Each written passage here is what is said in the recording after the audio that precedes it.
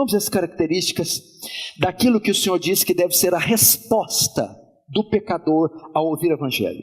E todo pecador, para ser salvo, deve possuir. E todo crente que se diz salvo, deve possuir. O arrependimento é para os dias de hoje.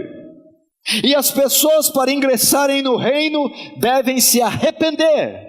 Devem se arrepender dos seus pecados e voltarem para Cristo. E nós vamos ver hoje quais são as características do verdadeiro arrependimento, do arrependimento bíblico. Vamos ver se você se arrependeu de verdade para a salvação.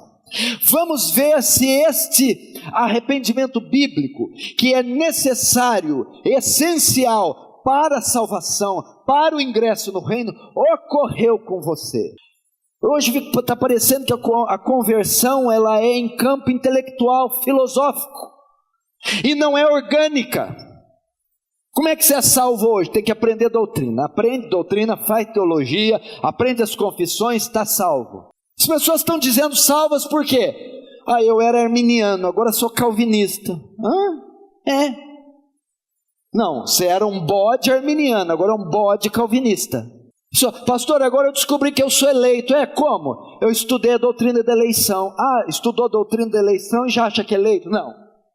O que me faz saber que eu sou eleito é que eu ouvi a pregação do Evangelho e fui transformada com ela, respondendo com arrependimento e fé. Agora sim. Então as pessoas estão aprendendo a doutrina da eleição, da depravação total, estão aprendendo sobre teologia antes de aprender o Evangelho, antes de serem transformadas, gente. Conversão é algo orgânico, não é só em campo filosófico, é uma transformação interior executada pelo poder sobrenatural do Espírito Santo. Aquele que está em Cristo aprendeu métodos, aquele que está em Cristo aprendeu doutrina, confissões de fé, teologia. Não, aquele que está em Cristo, nova criatura é. As coisas velhas já passaram e eis que tudo se fez novo. Eu sei que essas coisas são importantes, essenciais, mas elas não sobrepujam a regeneração, um novo coração, uma nova mente. Mas onde está o new birth? O novo nascimento? Onde está a estrada de Damasco? Quando é que ela ocorreu? Damasco. Quando é que você passou da morte para a vida? Foi regenerado, virado do avesso. Você sabia que o poder que Deus emprega para salvar é maior que o poder que Ele empregou para criar o mundo? Imagina quanto poder Deus não usou para criar o mundo do nada. Da palavra latina ex nihilo, do nada. Deus do nada cria o cosmos. Imagina como é que Ele criou o universo. Pensa quanto poder. Pensa, vou te dar uma ideia. O universo, sabe que não é infinito. Infinitude é um atributo que só Deus tem. Mas alguns astrônomos calculam que o universo tem 90 bilhões de anos-luz de diâmetro. Então, se uma nave espacial de uma ponta do universo viajar até outra, na velocidade da luz, a nave vai correr 360 mil quilômetros por segundo. Imagina a velocidade. Ela vai demorar de uma ponta na outra 90 bilhões de anos nessa velocidade, 360 mil quilômetros por segundo. Sabe quantos litros de água tem no mundo, no Oceano Atlântico, Pacífico e Índio? 1 octilhão de litros de água tem no mundo. Só você tem 60 trilhões de células no seu corpo. Só você, com uma fita DNA de 1,70 m de comprimento. Se você mediu todas as fitas DNA, você tem 102 bilhões de quilômetros de fita DNA dentro de você. Imagina quanto poder Deus não usou para fazer isso do nada. Tenta você do nada fazer essa toalha. Do nada, faz ela. Imagina todo o cosmos. Agora, para salvar um só pecador, para regenerar um pecador, o poder que Ele emprega, que Ele usa, é maior do que o poder com que Ele criou o universo. Porque o universo Ele cria a partir do nada, do ex nihilo. Para salvar o pecador não é do nada, é a partir de uma massa corrompida, caída em Adão. Então o poder para recriar aquele homem caído e fazê-lo à imagem de Cristo é maior que o poder empregado para fazer toda a criação. E você acha que você consegue isso descendo uma piscina de batismo? Tomando um pãozinho da ceia? Aceitando um apelo? Quem quer receber Jesus? Não substituamos esta obra extraordinária por qualquer outra coisa. Vamos ver as características do verdadeiro arrependimento. Vamos saber se ocorreu com você o arrependimento bíblico verdadeiro, para que você ingresse na vida eterna. Vamos ver as características daquilo que o Senhor disse que deve ser a resposta do pecador ao ouvir o Evangelho. E todo pecador, para ser salvo, deve possuir. E todo crente que se diz salvo, deve possuir. Primeira característica do verdadeiro arrependimento: mudança de mente, mudança dos pensamentos. Do grego, que a maioria sabe, metanoia. O sentido básico de metanoia é mudança de pensamento, mudança dos conceitos. A mente é o centro e o controle de tudo.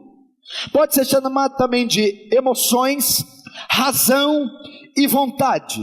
Logo, se a mente muda, todo o resto muda. Mudança da cosmovisão. Quando ocorre arrependimento na vida de alguém, ele tem uma mudança dos seus pensamentos, mudança do coração, mudança da vontade. Eu definiria isso para mudança dos seus conceitos. Quando ocorre metanoia na vida de uma pessoa, pelo menos 3 áreas da vida dela são completamente alteradas. Primeiro, com relação ao pecado. Como é a vida de um homem com relação ao pecado antes de vir a Cristo? A Bíblia diz que o pecado é o estilo de vida. O pecado é o prazer do homem. Ele tem o pecado como estilo de vida. Ele ama o pecado, pratica o pecado deliberadamente. O pecado faz parte da sua rotina de vida. É assim com o ímpio. Ele tem prazer no pecado, o pecado é a sua alegria, ele o pratica deliberadamente e tem o pecado como estilo de vida. Mas quando ocorre metanoia, ele muda o seu conceito, ele muda a sua relação com o pecado. Como ele muda?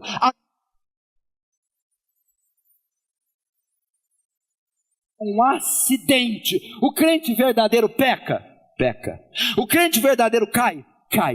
O crente verdadeiro permanece no pecado. Absolutamente. Há uma mudança dos conceitos. O pecado agora não é mais estilo de vida, é um acidente. O pecado não é mais o prazer dele. O pecado é motivo de amargura. O pecado não é mais motivo de alegria, é motivo de tristeza. E o pecado não é praticado mais deliberadamente. Ele peca, mas não delibera, maquina, projeta. Ele cai pela sua fraqueza. Aconteceu isso com você? Segundo, o conceito dele com relação a Deus. Como ele era? Romanos 5,10 diz que o pecador era inimigo de Deus. Tinha uma relação distante com Deus, era inimigo. Efésios 2 diz que era filho da ira, morto em pecados e delitos. Tudo que ele fazia não passava por Deus, não havia uma relação com Deus, não havia uma prestação de contas a Deus. Ele estava afastado de Deus e era inimigo de Deus. Mas quando ocorre metanoia, o muro de separação é desfeito, o véu é rasgado e a inimizade passa a ser amizade. Eu passo a ser amigo de Deus. Segundo, a minha relação não é mais distante, agora eu tenho uma relação íntima e próxima. Eu ando com Deus, eu caminho com Deus. Ele é um ser abstrato distante, ele é meu amigo, eu ando com ele. Terceiro, agora não é mais como antigamente, não é da conta de Deus o que eu faço. Agora sim, é da conta de Deus o que eu faço. Todas as minhas ações, pensamentos, reações passam por Deus, pelo que Ele pensa, pelo que Ele acha. Eu desejo fazer a vontade dEle. Ocorreu com você? Terceiro, e o mundo? Como que era a nossa mentalidade quanto ao mundo. 1 João 2,15, não ameis o mundo, nem o que há no mundo. Se alguém ama o mundo, o amor do Pai não está lá. O grego dá a ideia de amar o mundo como acolher com alegria. O pensamento de alguém que não veio para Cristo é, ele anda conforme o mundo dita como ele fala, como ele se veste, como ele educa os filhos, como ele se relaciona com a mulher, como ele usa o dinheiro, o estilo, o perfil de vida é dominado pelo mundo. O mundo é esse sistema dominado pelo diabo, esse sistema caído que impõe esse conjunto de normas, regras e valores. É assim na vida do ímpio. Agora, quando ocorre metanoia, há uma ruptura. Não é o mundo mais que dita como eu visto, como eu falo, como eu relaciono. Agora a minha palavra, a minha vida é dirigida pela palavra de Deus. Agora a palavra de Deus é que impõe como eu me visto, como eu falo, como uso meu dinheiro, como educo meus filhos, como lido com o meu relacionamento conjugal. Segunda característica do verdadeiro arrependimento: quebrantamento, tristeza pelo pecado, quebrantamento. Mateus 5,4 diz, bem-aventurados que choram. Não são qualidades naturais as bem-aventuranças, há um motivo do choro. Bem-aventurado chora é aquele bem-aventurado, bendito, mais que feliz, pleno, ou seja, o verdadeiro crente chora, mas chora pelo quê? Chora pela condição miserável do próprio ser, chora pelos seus próprios pecados, é contrito, é quebrantado. E a marca do arrependimento genuíno é a tristeza, a contrição. Oh meu Deus, é impressionante ver que tem gente que peca descaradamente, toma um banho e vai dormir como se nada tivesse acontecido. Como que você pode consumir horas de pornografia e deitar na cama como se nada tivesse acontecido? Como que pode você burlar leis, fraudar o lerite, fazer gambiarra no seu trabalho, fazer gato da internet, da net? Como é que pode ficar cobiçando as mulheres em casa, se vestir sensualmente e não sentir nada? Não é assim que o verdadeiro crente, pastor, mas é porque eu faço assim, porque ninguém me disse que é pecado. Quem te falou que tem que alguém te dizer? Nunca leste a promessa do novo concerto? No seu coração imprimirei as minhas leis e colocarei o meu espírito para que não se apartem de mim. O crente verdadeiro tem uma convicção dentro dele, a lei de Deus está escrita dentro dele. Veja Lucas 18, 10, 4. O fariseu e o publicano. Você vê nitidamente a figura da igreja hoje, os religiosos e a igreja verdadeira. 2 homens subiram ao templo com o propósito de orar. Um fariseu e o outro publicano. O fariseu posto em pé orava de si para si, desta forma: ó Deus, graças te dou porque não sou como os demais homens, roubadores, injustos e adúlteros, nem ainda como este publicano, porque jejuo 2 vezes por semana e dou dízimo de tudo que ganho. Essa é a oração da igreja de hoje, em muitos aspectos. Esse é o retrato da igreja mundana. Agora olha a oração do publicano, olha a evidência do verdadeiro arrependimento, olha a evidência do atuar do Espírito Santo, gente. Verso 13, o publicano estando de pé, longe, não ousava nem ainda levantar os olhos ao céu, humilhação, mas batia no peito dizendo: ó Deus, se propício a mim, pecador. Digo-vos que este desceu justificado para sua casa, e não aquele, porque todo que se exaltar será humilhado, mas o que de si mesmo se humilhar será exaltado. Irmãos, a verdadeira obra do arrependimento consiste em pesar. Nós não podemos evitar o pecado. Eu peco, você peca, tropeçamos, mas a evidência que é uma obra da graça operando em nós é que há pesar em nós, tristeza em nós, não há prazer em nós quando pecamos.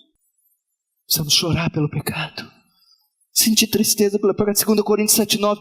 Agora me alegro não porque fosse contristados, mas porque fosse contristados para arrependimento, pois fosses contristados segundo Deus, para que de nossa parte nenhum dano sofreis, porque a tristeza segundo Deus produz arrependimento para salvação. Pedro, a que ninguém traz pesar, mas a tristeza do mundo produz morte. Judas, diferença do remorso e do verdadeiro arrependimento. O arrependimento consiste em contrição, em quebrantamento, igreja.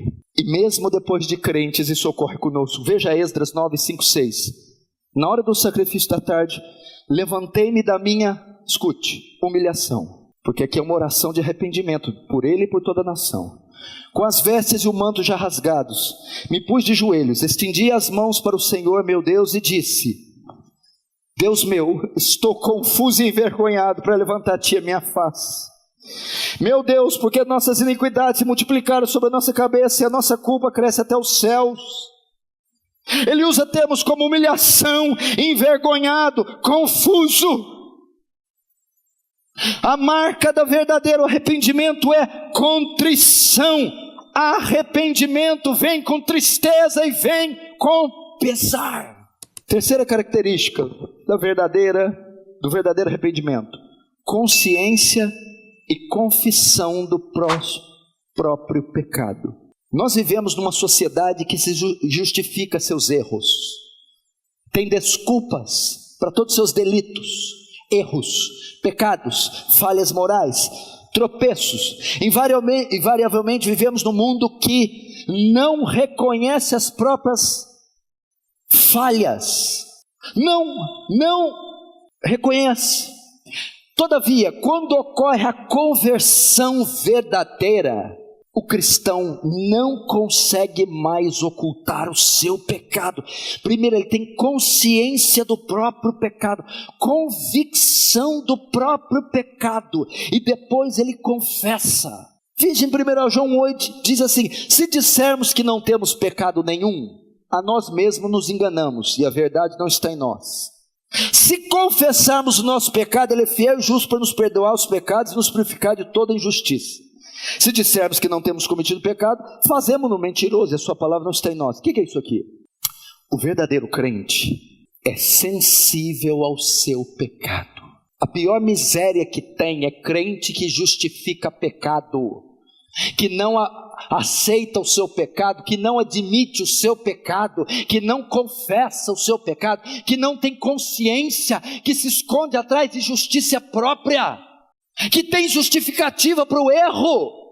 Este texto significa que o crente verdadeiro é sensível ao seu próprio pecado, ele o admite, ele o reconhece, ele carrega sobre ele a própria culpa, como o filho pródigo, quando estava com os porcos, disse, e caindo em si, disse: pai, eu pequei. Não foi: pai, o meu irmão, pai, a vida, pai, não. Eu pequei, eu fui o autor do pecado, eu sou culpado pelo pecado, eu transgredi, ofendi sua glória, entristeci seu espírito. Veja Davi no Salmo 51:4, quando foi repreendido por Natã.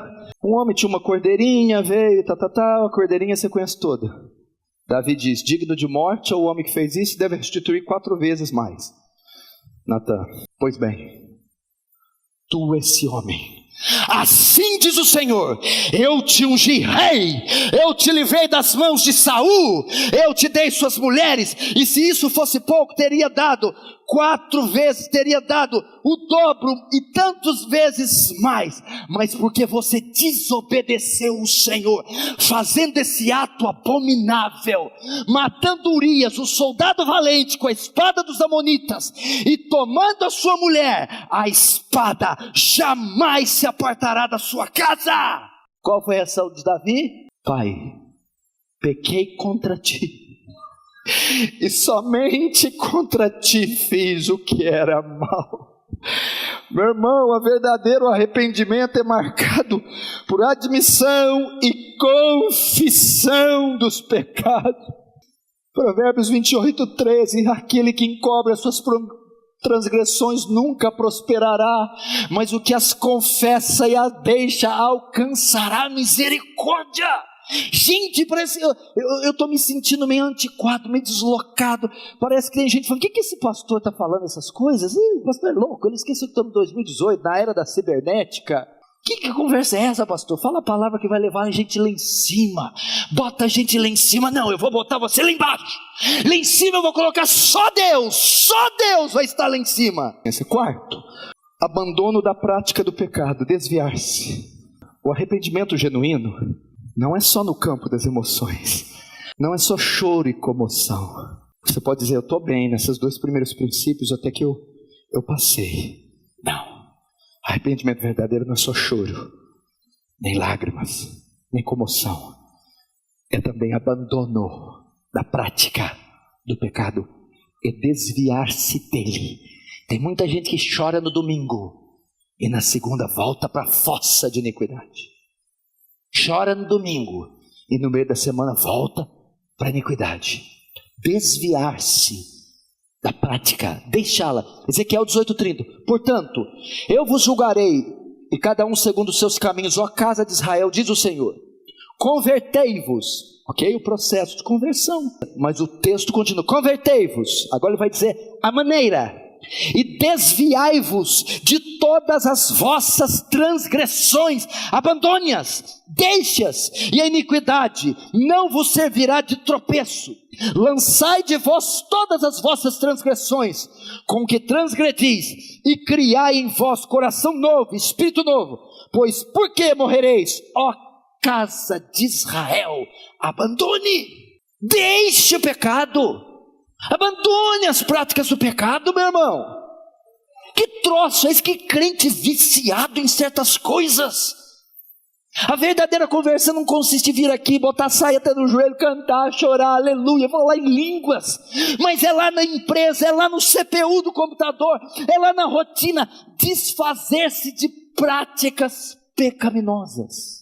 Mateus 15, versos 7 e 8, Jesus disse, esse povo me honra com os lábios, em vão me adora, ensinando mandamentos, obras que são mandamentos de homem. Ou seja, esse povo me honra com os lábios, chora, quebranta, sapatia, mas não há obras.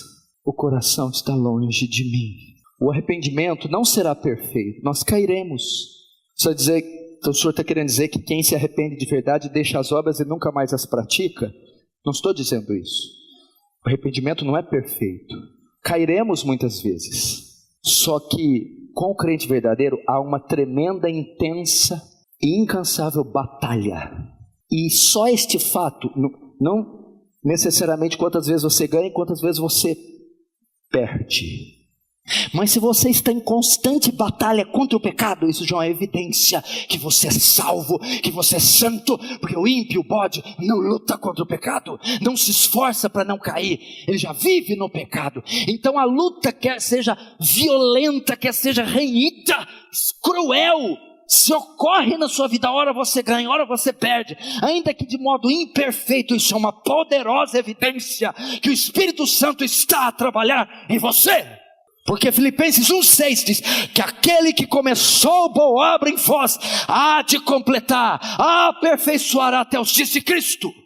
Eu sou da época que crente testemunhava, subia, imagina que o irmão vai testemunhar, aí se dirigia aqui, a paz e a graça, não sabe falar direito. Eu sou da época que eles não vinham contar testemunho do Lamborghini, da cura do caroço, que a mulher desencalhou e casou finalmente.